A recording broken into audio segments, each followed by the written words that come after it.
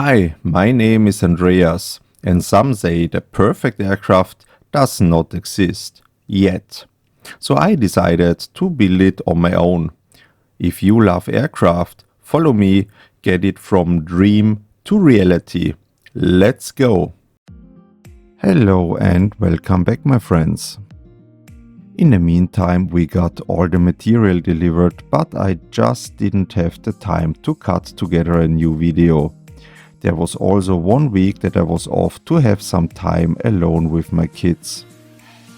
But besides the second half fuselage mold, we have been working on a second project that I'm going to show you now. Maybe you already guessed it by the time-lapse video, but we are building a scale demonstrator which is going to be flown soon. It will feature a span of 6 feet and be driven by a 130 Newton turbine. We will use it to verify the stall behavior and also check how the aircraft behaves at low speeds. The material is a special foamed PLA plastic which has a thermally activated CO2 agent, causing it to foam up inside the nozzle. This makes the material very light and we use it as a substitute for the foam in a sandwich layup. It will be covered by one layer of glass both on the out and on the inside.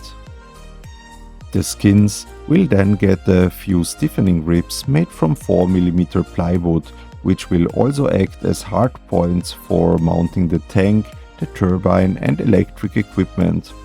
There will also be separate videos showing the wing build and the complete setup with all the interior parts. The printer can build parts with a size of 10 by 10 by 10 inch, so all segments that you can see here are 10 inch long and some segments had to be separated into a left, a right and upper part.